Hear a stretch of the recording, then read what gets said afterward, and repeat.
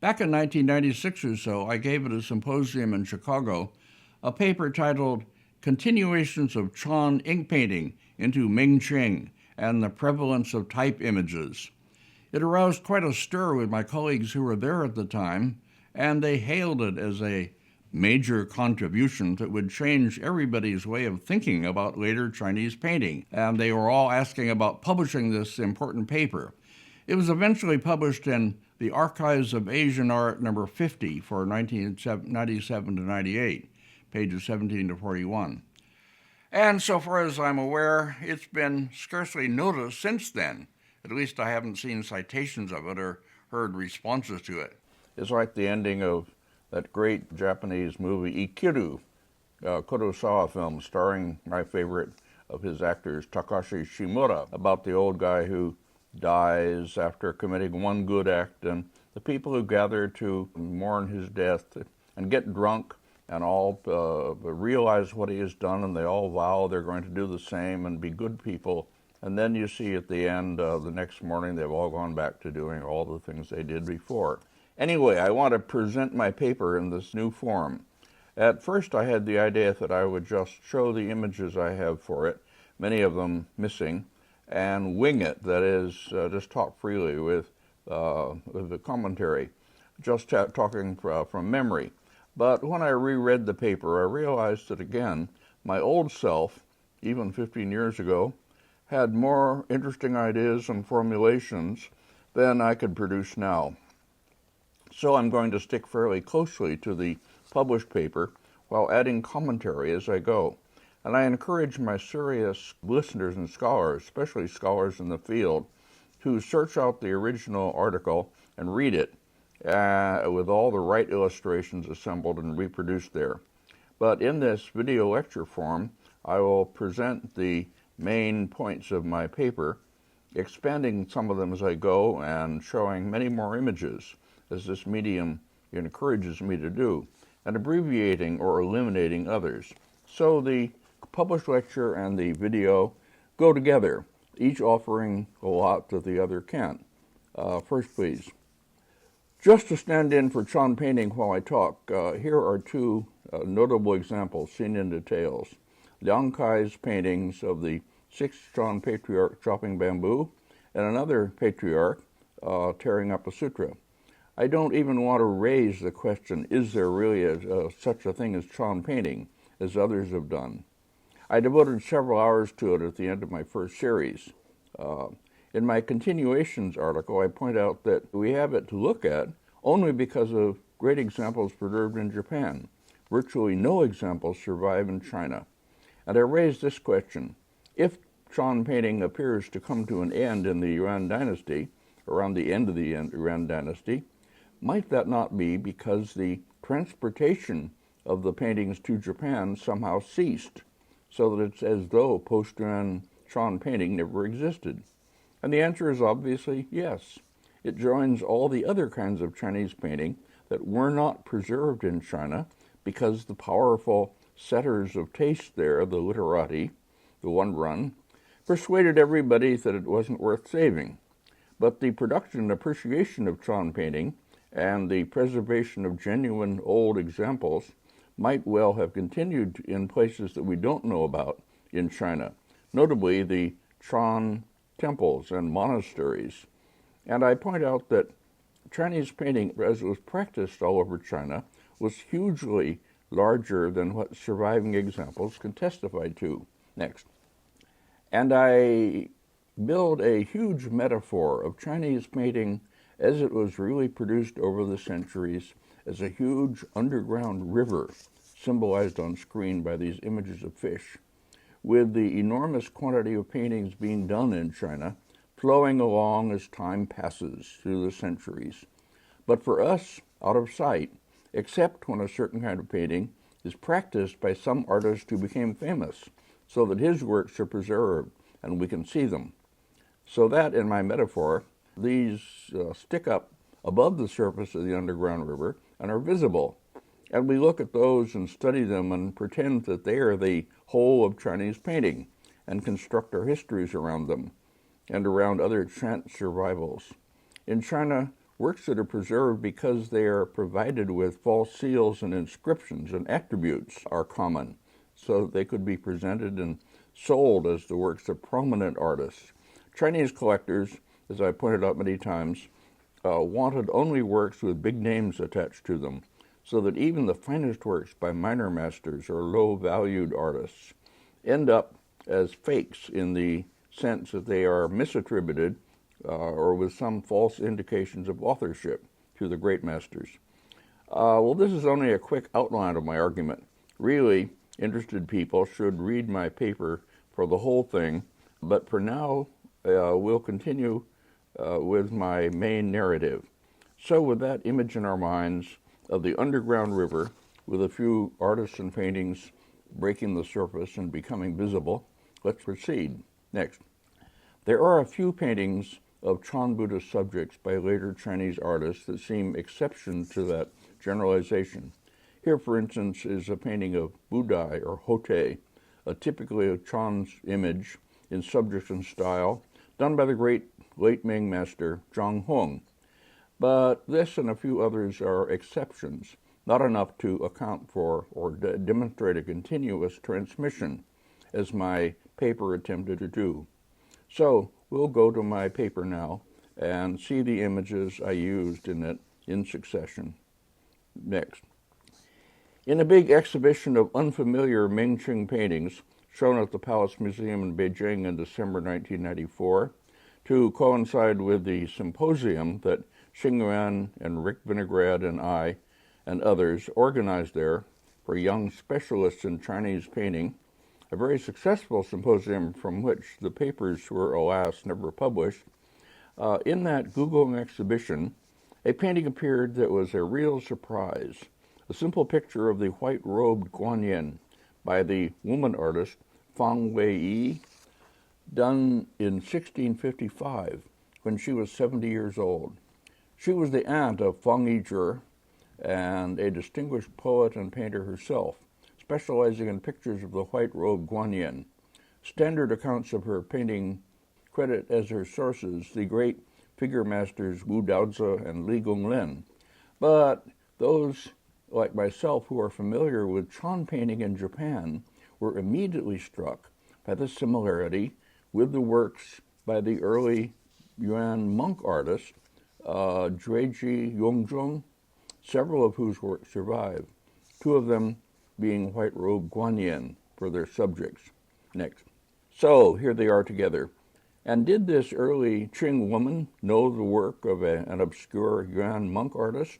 Highly unlikely. What's more probable is that both were making use of an established image type that persisted across the centuries.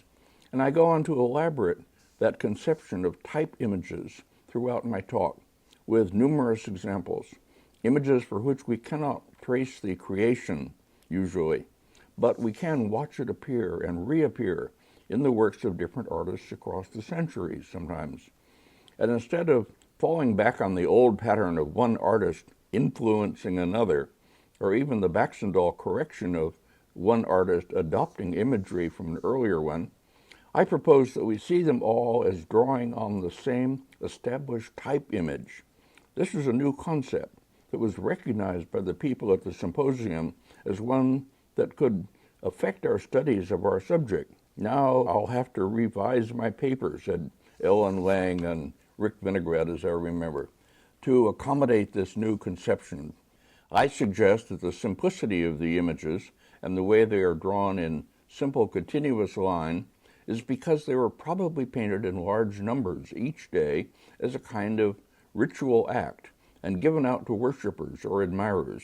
In other words, that these two are chance survivors from hundreds or thousands of similar images, and I tell how the Bishop Kojo Sakamoto of the Kyoshi Kojin Temple, which I knew very well, I used to stay there, how he used to make images of the flaming jewel, symbol of his Shingon Buddhist sect, in huge numbers to give away to those who came to the temple. Next. And I went on to make the radical suggestion that many of the simple, spontaneously painted images that we admire today as inspired one-time creations of their artists, catching the momentary feeling of that moment, we usually say, that these might really be chance survivals of large-scale or multiple production. The example I gave was the simple picture of an orchid by the early Yuan master Zheng Shixiao, done as a political statement. I think many of you know that. He painted them without the earth around their roots, since the barbarian Mongols had stolen the Chinese earth. And I proposed that such simple paintings could have belonged to such a multiple production.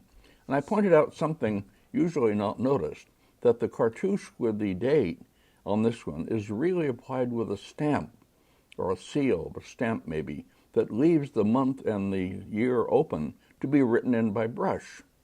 And this is a practice that's scarcely consistent with the standard notion of him dashing it off as a spontaneous, one-time expression. It indicates more multiple production. Next.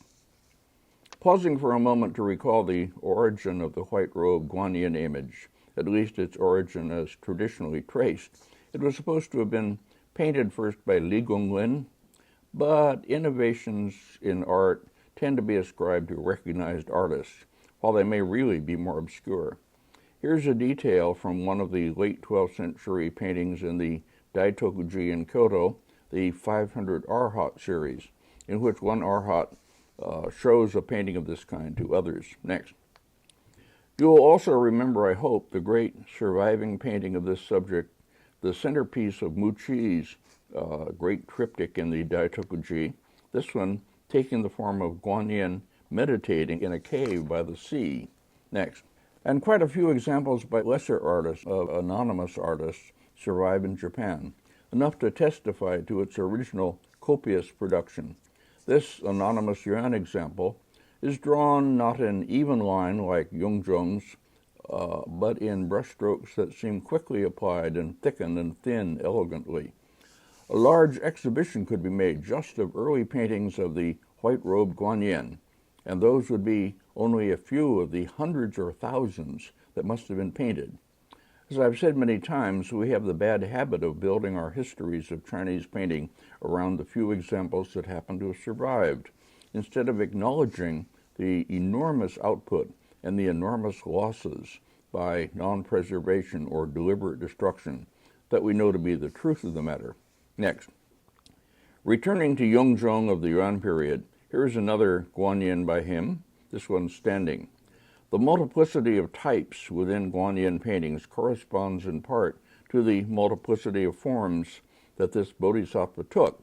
This is a subject studied notably by Yujun Fang of Rutgers University. Next.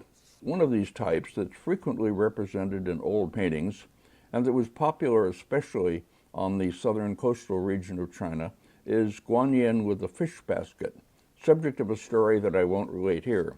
This is an anonymous depiction of that subject. It has what appears to be a signature at the left, but cannot be deciphered. But it's probably that of another Yuan period monk artist. The painting appeared mysteriously in the Palace Museum in Beijing, of all places. It must have been brought to China by some Japanese, and somehow made its way into the Palace Museum, because paintings of this kind, as I say, weren't preserved in China. The inscription at the top is by the famous monk Zhongfeng Mingban, about whom I talked at some length in my Sogengao lecture, showing several images of him. Next. Here is one of a number of portraits of Mingban that are preserved in Japan, brought back by monks who studied with him, and the paintings have been venerated in their temples or otherwise transmitted to Japan. Next. And here is another, this one, ink on paper, which must have been the low-price product in China. An old legend about how portraits of the Chan masters were presented to disciples when they achieved enlightenment and graduated, so to speak, from their studies. This old legend was eventually punctured. These paintings are in fact freely available for purchase in the monasteries. Next. This is another depiction of the fish basket Guanyin, this one by the well-known artist Guan Daosheng, who, besides being a noted literary woman and artist in her own right, was married to the famous artist-statesman Zhao Mengfu. The inscription in upper left is by the same Zhongfeng Mingban, who must have spent much of every day inscribing paintings for people. The inscription in upper right is by Zhao Mengfu, and the more modest one in lower right is by Guan Daosheng herself. Typical of how these people presented themselves.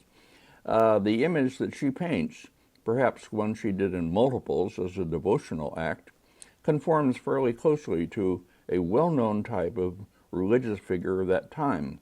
Well-known are examples by an artist named Yin To Lo. The shaky, broken line drawing of her garment conveys her guise of an impoverished fish seller in the market, a guise that this form of Guanyin used to lure men to Buddhist enlightenment. Next. Guan Daosheng is best known not for figure paintings, but for pictures of bamboo. And she painted it not close-up in the calligraphic manner used by male literati artists from Onetime onward, but instead following a local tradition in Zhejiang for painting it growing in clumps in an atmospheric setting. This is another of these small artist traditions so scorned by Chinese collectors that no examples were preserved there. But quite a few fine examples were brought to Japan and are preserved there. Many of them with seals of or attributions to a mysterious artist named Tanzhi Rui, one of those masters the Chinese didn't recognize as important enough to record, whose works are preserved only in Japan. A few of them bearing seals with his name, Tanzhi Rui.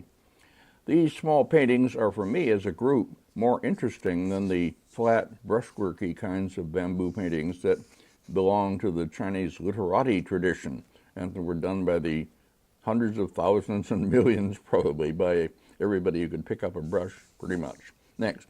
A painting of groves of bamboo growing by a stream by Guan Daosheng appeared in the Chinese Art Treasures exhibition of 1970, was it, as one item in a collective hand scroll containing works by 8 Yuan period artists. I don't have good images of it now, and I put in this poor image of the whole to represent it and to call it to your attention. Next, please. A finer painting by Guan Daosheng, an ink-on-paper picture depicting tall bamboo growing by a stone. I'm not sure where this one is, perhaps the Shanghai Museum. Her paintings of this kind show her as participating, as I say, in a regional style. She lived in that region, Zhejiang, I believe, and she didn't work in, as I say, and belong to the male literati movement. Well, good for her. Next. I showed some of these small paintings, loosely ascribed to Tanzhi Rui, in my lecture on the Hikoan album. The album contains one of them. Together, these paintings make up a visually engaging group of modest works that continue the late Song tradition of presenting natural materials in atmospheric settings with misty space around them, and sometimes wind blowing them, or in the Freer example, snow on them and snow on the ground. They continue, that is, that tradition of representing the real world with an artist's eye and the artist's understanding, and an artist's representational technique, a tradition declared by the male elite literati to be so unworthy of refined appreciation or collection, as they loftily put it, that examples haven't survived in China. And they oblige us, yet once more, to recognize the enormous losses that we would have suffered if we knew Chinese painting only from what has been preserved in China. And the most important body of painting of which that can be said is, of course, to state it yet again, Chan Buddhist painting. Next. Here's a series of Chan Buddhist images. I'm putting them on just to show this quality of what the certain Chinese connoisseurs call bad brushwork, but which had to be used by the Chan artists to achieve their purposes. Here, for the first, is the great Mu-Chi Gibbon and Mother, seeing the Gibbon and Mother far out on the limb. Oh, a great, great painting. This is one of the triptych in the Daitokuji, as I say. And if you look at a detail up close, next please, here is the detail of just the tree. And you see exactly why C.C. Wang, when I looked at this with him, used to say, Oh, Jim, you can see this isn't really good painting. Look at the brushwork. It's terrible. And indeed, from C.C. Wang's perspective, it was undisciplined and terrible. But using the literati disciplines would have ruined the purpose, spoiled the whole purpose. It would have made the picture into a proper literati painting, and it would be stiff and conventional and all the things that it isn't. Whereas this has this amazing naturalism and immediacy that pull us to it. Okay, next. Here is another painting attributed to Mucci of Genzo, the shrimp catcher, catching a shrimp, holding it up, and sort of smiling with glee that he has caught this shrimp. And here, next, up close, the detail, the face and the shrimp and the hand are fairly clearly drawn, but look at that messy brushwork for his robe and his sleeve. Boy, no literati painter would have tolerated that. And yet this is up there among the almost national treasure level in Japan, and it properly should be. As I say, the Chan Buddhists had to ignore all these dictates of this is the way we have to use the brush or else nobody is going to look at it, of the scholar artists, because this is a different bunch of people, really. Next, and here's a painting of a meeting by moonlight, somebody on a buffalo, a boy on a buffalo meeting a Chinese scholar who leans over, and extraordinary slope with trees, paintings that used to be owned by, well, never mind, a dealer, a friend of ours. I don't know where it is now. It went through auction anyway. Fine painting. Small painting on silk. He added a date on it, as I remember. Okay, then, now going back to my lecture and so on. I showed in my talk, but I didn't reproduce in the published article, several paintings of long-stemmed vegetables as examples of yet another type, about which Elfriede Merck, had just published an article pointing out that these paintings carried a political message, derived in large part from two poems by Du Fu. I give a reference to her article in my paper. The article was published in Archives of Asian Art, number 48 for 1995. Okay, next please. Returning to the earlier theme, here is one of the Guanyin with a fish basket pictures, this one painted by the Ming artist Xu Wei. It's quite similar to the ones we saw by Guan Daosheng and the anonymous Yuan artist. And once more, does this mean that Xu Wei saw these paintings? Highly unlikely. He's only taking up and using this version of what had developed into a type image. I was trying to drive this concept into the minds of the audience at my lecture, and I think I did. But as I say, has any of them really used it since then? If they have, it's without my knowledge. But I think it's really important to the study of Chinese painting and how we understand the repetition of images. So I keep on producing examples. Next, please. I asked rhetorically, can this be true of landscapes too? Surely they can't not be turned into types. One's first response is likely to be, no, they are too varied and multifarious, too full of distinguishing details. They're not like simple images of vegetables and the like. But is that really true? And I turn to the recently published group of excavated paintings found in one of two scrolls in the sleeves of a person buried at a place called Huayan in southern Zhejiang province. Next. The paintings in that scroll were all done for a minor official named Zheng Sun. That is one of the two scrolls. She's not the person buried, but they were done for him. Zheng Jun, who was active in the late 15th century. And he appears to have traveled to the capital in Beijing, perhaps Nanjing, I'm not clear, and he visited some of the prominent court artists of that time. And probably in turn for some kind of gift, they each painted a small conventional picture for him. 3 of these paintings are hills and clouds pictures, like the one seen here. This one was done by one such artist, Xie Huan. Next. I and my students in our work on political themes in Chinese paintings had discovered that paintings of this subject could carry, when presented to a scholar official, the auspicious message that the people he was going to govern were awaiting his coming like the farmers welcoming the nourishing rain that brought them good crops. And the inscription on this one corroborates that meaning, carrying very much the same message. Next. Another of these three, this one by Li Zai, an even more prominent Just School artist. We knew him already by quite a few landscapes, including a famous one in the Tokyo National Museum, which I'll show later. Now here he was doing this simple and sketchy picture of a kind that cannot have taken him more than a few minutes.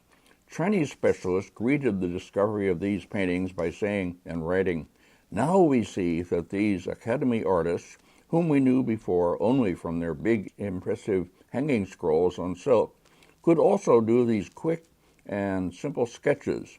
They are practicing the self-expressive kind of xue." Next. So I had to write in my recently published, 20 years later published actually, article titled "Xue in the Just School, ? Some Thoughts on the Huayan Tomb Paintings." I had to write in this a contrary message, which can be summed up as, you guys are misinterpreting those paintings. They are not simple and sketchy because the artists are being self-expressive, but because they are doing quick pictures for some minor occasion and patron. Pictures that the Chinese haven't on the whole considered worth preserving, so that we mostly don't know about them. But when examples are preserved by chance, through burial or some other circumstance, we find out about them, and we learn more about the range of products that these professional artists were turning out to suit the occasion, and to suit their various types of patrons, and so on. My article appears, by the way, in the latest issue of Archives of Asian Art, with prefatory notes by Jerome Silbergelt and myself about why it was delayed and why it's still worth publishing. Next. And here is still another, by still another artist of the time, He Cheng. They begin to be boring? Of course they do, but they were never meant to be seen together in this way. Next. They were not, as I say, even meant to be preserved, and are preserved only by chance. And they tell us a lot about the real nature of Chinese painting as it was produced, in quantities vastly beyond anything that we've imagined, making up the great imaginary underground river of my metaphor. Next. Another kind of chance transmission, not intended by the artist, is preservation in Japan. Here are two farewell paintings of the kind that Chinese artists painted for people who were leaving the capital to return to wherever, and a painting of this kind would be presented to them to take with them. And these two, and others of the kind, happen to have been done for Japanese Buddhists who received them when they went back to Japan. And the paintings they brought back were preserved as treasures in their temples, in their Japanese temples. These two were done by the well-known Academy and Just School masters Daijin and Wu Wei. I can't remember who did which, and it doesn't really matter. I took these, as I remember, from an article by Mieko Murase on farewell paintings, which was published in Artibus Asiae for 1970. Next. One might object to this rather dismissive account of the repetitive and routine production of paintings in China and say, all right, that may be true of these minor works that the artist dashed off, but when they do large, serious works, they are more inventive and original, to which I would reply, yes, but those too are likely to follow formulae in their subjects and styles, however original they may look at first glance. Here are two hanging scrolls by Li Zai, large paintings on silk, impressive compositions with lots of interlocked spaces and fine detail. But when we begin comparing them more closely, we see that they both seem to follow a formula. Now in each of them you see they're both dwelling in seclusion pictures in which the scholar, presumably some lofty scholar who has served in the administration and is now escaping into the countryside, retiring or spending the summer, is seen in a waterside pavilion here.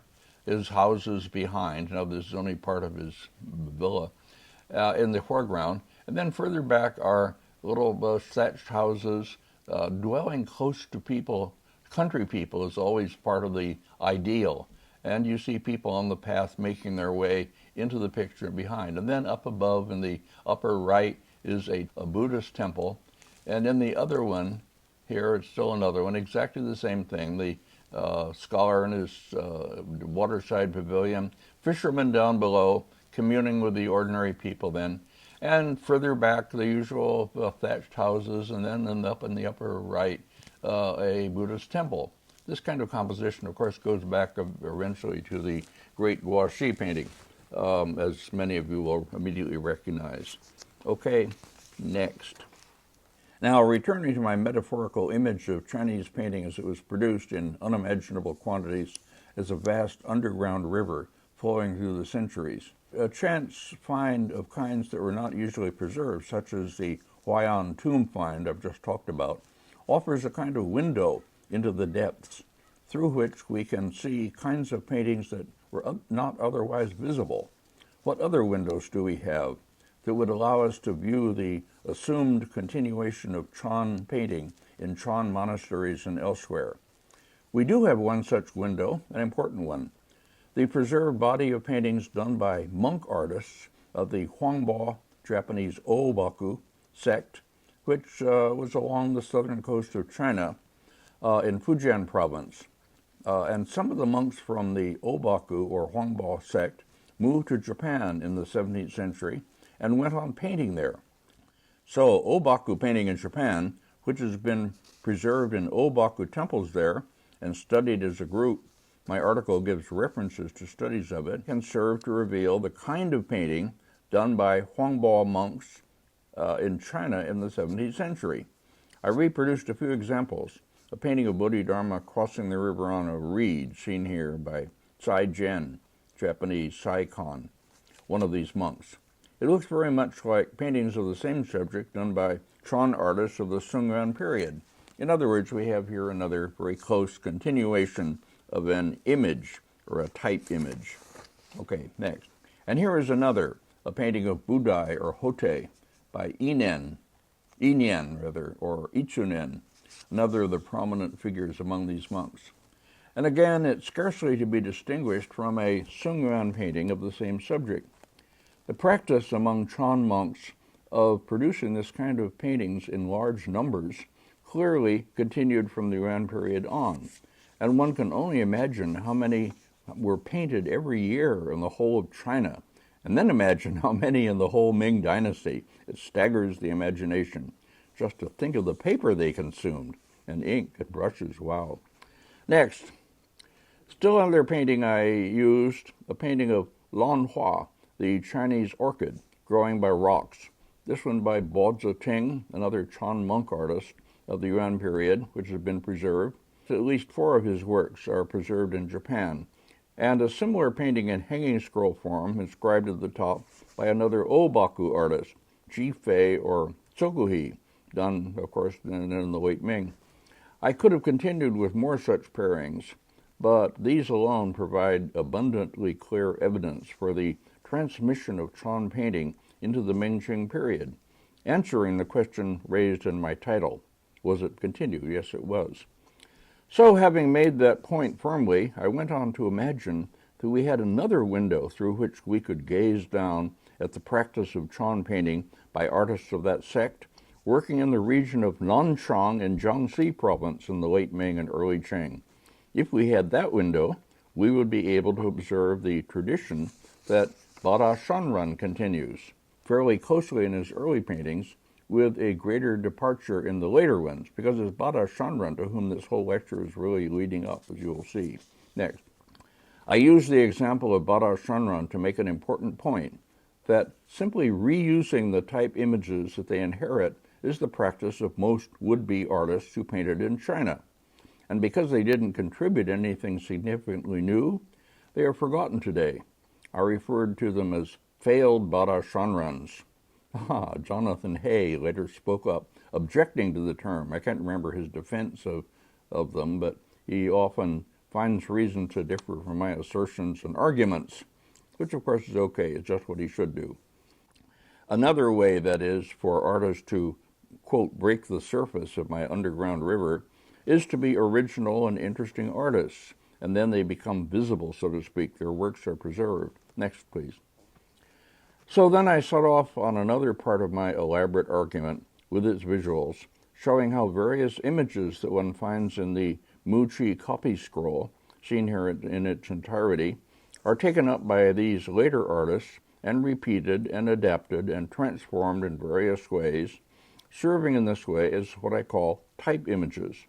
And I used for my purpose one of the two scrolls of paintings of vegetables and other things by Mu-Chi, which I've talked about in several of my lectures. As some of you will remember, two hand scrolls by Mu-Chi made up of pictures of these subjects, the kind he was criticized during his lifetime for painting, were copied sometime around the late Yuan or early Ming. And those two copies, or at least one of them, seems to have been known to Ming artists such as Shenzhou, Chunshun, and Chu Wei, who used images from it in their own paintings. That it was one of these copy scrolls that they saw, we know from seals and colophons on it. The other one in the Palace Museum in Beijing hasn't been properly published and studied. This is a great thesis topic for anyone hearing this lecture. Dig out that other scroll and type in Beijing and reproduce it and write about it. Next. And here are two sections of an early scroll of the same kind by Bada Shanran, done when he was still using the Chuan Qi signature, as it's seen on the early album in the Taipei Palace Museum. I cannot emphasize enough that this elaborate metaphor of mine of the underground river and of paintings that for some reason break the surface and come to our attention, and the even more elaborate arguments behind it, represent a fundamentally new way of seeing and thinking about the whole tradition of Chinese painting, and one that I firmly believe is more true to the realities of it than the ones that we've been operating with, whether Chinese or foreign. And I believe that understanding it and adopting it would transform for the better the study of Chinese painting. This is why I put it forth with such force and detail in the first place, enough to persuade those who heard it, and why I want now to call it to the attention of more scholars and students in the field. Don't just watch this video. Go back and read my article and ponder it and respond to it and use it. This is a big part of the legacy of James Cahill to the field of Chinese painting. Next. Now I'll go on to show a few examples of this kind of subsurface transmission and occasional surface breaking using works by Shenzhou, Chunshun, or Chandalfu, Xu Wei, and Bada Shanran chiefly, with a few Obaku paintings also. Next. The familiar painting of grapes on the vine by the late Song Chuan artist Guan. He uses the ink monochrome medium brilliantly to capture the roundness of the grapes, to depict the layers of leaves overlaying one another, and so forth. This highly representational use of the medium, the ink monochrome medium, pretty much ends with a Sung. Yuan and later artists, even the best of them, use it for different purposes. Next. Shenzhou, among those who derive imagery from Sung examples and copies of them, is the one who copies them most closely. His originality is manifested rather in his landscape paintings. Here is his image of grapes, in which he tries to copy but misunderstands the device of leaving some leaves in reserve, set white against the black ink leaves, black and gray ink leaves. Next. The cabbage of the two vegetable paintings attributed to Mu-Chi in the Goto Art Museum in Tokyo. The Chan artist, Mu-Chi or whoever, ignores criteria of good brushwork to endow his image with real three-dimensionality, the light leaf in front coming forward convincingly, another going back. This was part of the sheer pictorial mastery of these late Song artists, who were concerned with the integrity of the image and its function of calling up the real thing as if it were before your eyes. Nothing could be further from the intent of the typical Yuan and later artists. Next. Shenzhou, in his image of the same, flattens it. Even the leaves that seem to turn in space end up staying on the same plane, not really receding or coming forward. His inscriptions are replete with literary allusions and learned citations, and done in good calligraphy. He is catering to a whole different world of people, the cultivated scholar artists. Of course, he is one of them. Next. The turnip from the Goto Museum pair, again presumably by Mu-Chi, is still another fine example of the late Song Chan master's informal representational employment of the ink monochrome medium, healthily devoid of brush discipline and strict control of tonality and all that. The images of vegetables from the Mu-Chi copy scroll, by contrast, lie flat on the surface, and the eye sweeps over them without impediment, playing to the new viewer's recognition of the way it preserves some qualities of the original images that would not violate those new viewers' tastes and preferences, as the original Mu-Chi images would have violated them. Next. The leaves of the turnips are done in differing depths of ink tone, but not in such a way as to make some of them recede, others come forward, or to render visually their overlapping and their separation in depth. Next. Shunzhou's turnips, he inscribes the date, the second year of Hongzhi, which corresponds to 1489. How well his new style fit the tastes of the dominant connoisseurs and critics of the Ming-Qing period is indicated by the imperial and other prestigious seals on it.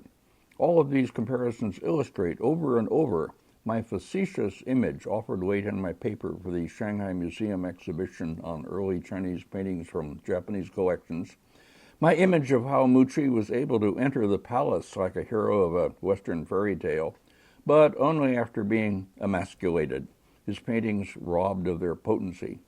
An image not free from the tinge of the vulgar, but embodying a large truth that I want to impress as strongly as I can on all students of Chan painting and its aftermath.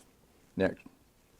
When an artist like Bada Shanran raises such a type image again to the level of interesting or even great art, as indeed he does, it's not by restoring the three-dimensionality and naturalism to it, but by using it for new departures into styles that we might call expressionistic, even quasi-cubist.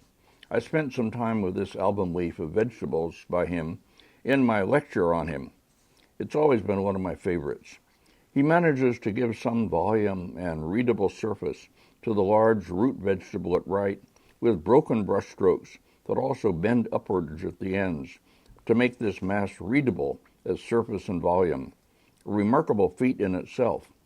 But no one would mistake this for a return to a late Song-like use of ink monochrome for trenchantly real-looking images. That was not going to be achieved again in Chinese painting. Next. Another example of Bada's brilliant transforming of more conventional brush images can be shown by the pairing of two images, both horizontal album leaves. This one, depicting two crabs, is by the Obaku artist Da Peng, or Tai Ho. It's an interesting painting with some suggestions that one of the crabs is approaching and menacing the other. Next. And here is a painting of two crabs by Bada Shanran from the same album as the remarkable painting of vegetables that I just showed. He has locked the two crabs together in combat. Pairings of this kind, and we art historians should make them frequently in our writings and our lectures, serve to bring out important distinctions between styles and their readings, and to illustrate how good or great painting differs from good but commonplace painting. If we don't constantly offer such pairings and such judgments, and explain why we are qualified to make them through our visual training, we aren't doing our job properly or completely. Next. The comparisons that I used toward the end of my paper for the Shanghai Museum exhibition of early Chinese paintings from Japan used this image of a flower, perhaps a hyacinth, I don't know. One of the real Mu-Chi images, presumably originally mounted as part of such a hand scroll, but cut up in Japan so that the individual images could be mounted as small hanging scrolls and viewed in tokonoma alcoves. The Japanese, although they use the hand scroll form for their emaki or narrative paintings, they don't have much use for the Chinese kind of hand scroll made up of image after image. And these pictures of low subjects, as they were called by Mu-Chi, in the originals, repay long contemplation as Chan paintings in the highest sense as I have tried to define it.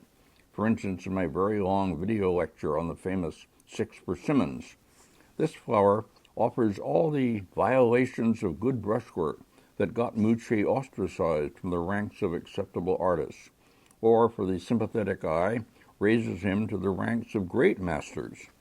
And I've described these many times, and I needn't do so again, I think. They're all there for you to see as I talk. Next.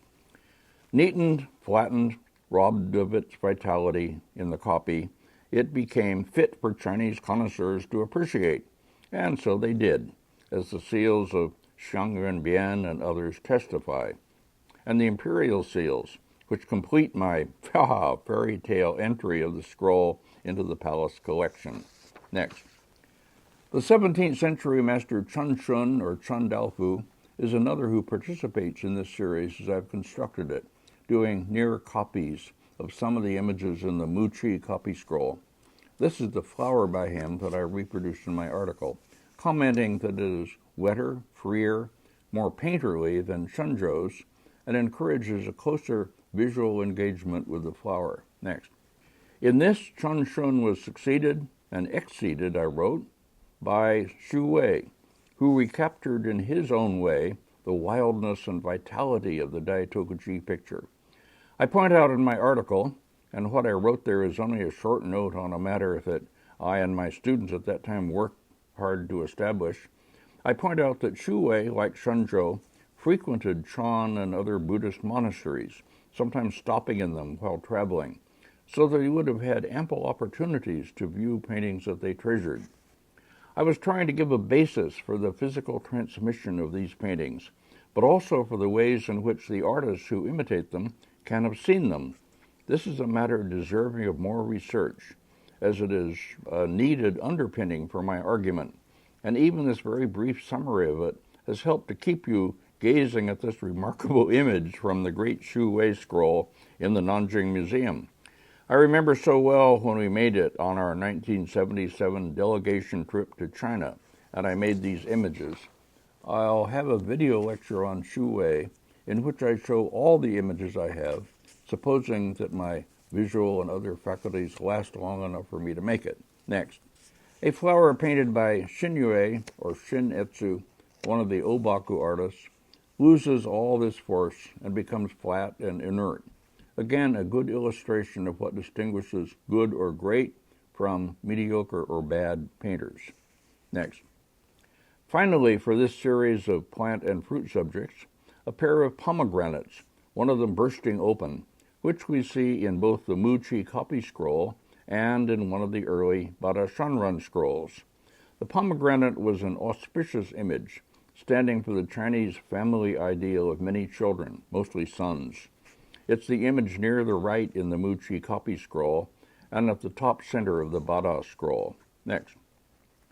Shunzhou depicts it with his usual strengths of brushwork and strong design and weakness of imagery, turning it into another scholar-artist exercise. His verse at the top presumably offers learned literary allusions that mostly escape me. Next.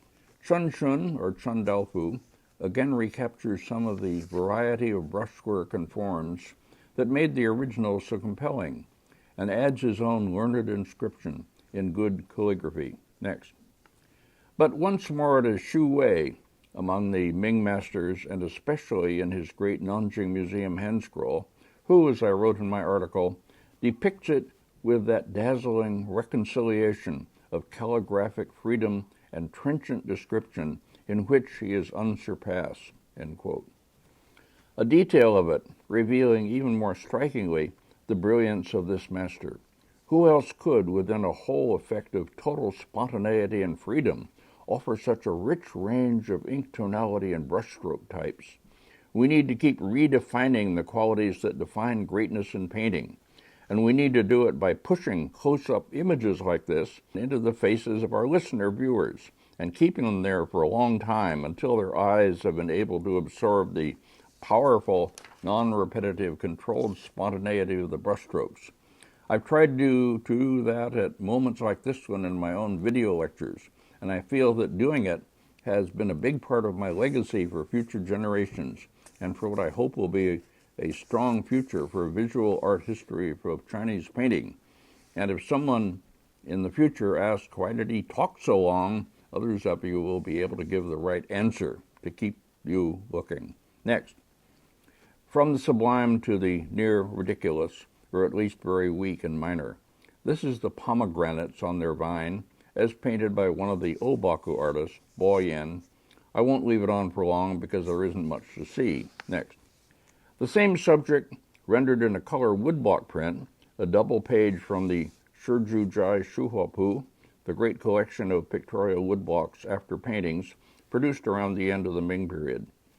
Doing the pictures in rich color and with strong effects of realism, which would have signified a lower class ranking in brush painting, but which was being practiced all the time by professional and other artists who didn't adhere to the literary dogmas, these were tolerable in woodblock pictures. I'm doing a whole long lecture on pictorial printing in China, which will address all these issues. Next. Finally, in my article, I went back to the Mu-Chi copy scroll, this time looking at the end, where two minor birds are seen on a hillock of earth beside some grasses. Even in the copy, I commented, the birds retain something of the slightly malevolent look that miners really have when one observes them, as I remember doing for one in China, a bird in a cage. They look as if they were endowed with human-like feelings. They strike poses and they cock their heads expressively. Next. Even that much of a darker meaning is lost in the copy by Shunzhou, whose birds seem simple-minded, less self-aware. Shunzhou keeps the basic pattern of the pairing with one bird in strict profile and the other turning its head back. This latter bird seems somewhat off balance, but not as Bada Shanran's birds in a way that reads as deliberate effect. Next. Bada Shanran, in his hand scroll from the early 1690s, keeps the basic pattern of Mu-Chi's painting even more closely than does Shunzhou. But in addition to catching more of the slightly sinister overtones of Mu-Chi's birds, Bada introduces quirky devices of his own that transform the image into an item of his own private imagery. The disapproving gaze or glare of the birds is now concentrated on a seemingly innocent lotus plant. The bird looking backward is now decidedly and deliberately off balance, and a smaller bird perches incongruously on the back of the other. No pairing could better illustrate the distinction I would like to make between simply adopting the inherited image as a convenience for producing a painting quickly and using it as a jumping-off point for truly creative ventures. Next. How much further Bada Shanran jumped in his transformations of motifs of this kind, we all know. His pictures of paired minor birds and other birds alone would make up a small exhibition, and a thoroughly engaging one.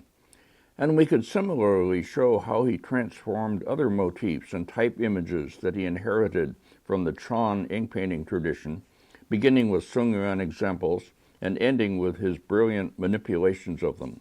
Melons, fish, geese, cranes, lotuses, and others. I don't mean that the Chan painting tradition was his only source, but it was an important one, and one that is currently mostly overlooked. Next. A few more of his paintings with paired birds to end with. Recognizing and acknowledging Bada's heritage from Chan painting and the ways he used it will at least rescue us from the type of naive accounts in which such paintings came into being because Bada lived near a hill on which such birds congregated in pairs, and he went out every day to observe them, and he felt a powerful urge to capture their images and behavior with his brush, and so forth. Bada must indeed have studied the habits of minor birds, and he certainly was adept at capturing their characteristic poses and movements. But all that, I believe, came after, belonging to a Gombrich-like phase, in which the inherited schemata are adapted to make them conform better to the artist's observation of nature, as well as to his expressive purpose and his state of mind. And it is those transformations and the succession of brilliant works based on them that in the end matter most. We only demean the truly creative masters when we fail to distinguish their best achievements from the more or less routine uses of type images by artists of less originality and attainment, or by the masters themselves under certain circumstances. So ends, and I've read it completely, the long last paragraph of my article, which states, with a clarity that I could not achieve now, a profound belief about Chinese painting and all painting that I believe to be one of my major contributions to the field of art history.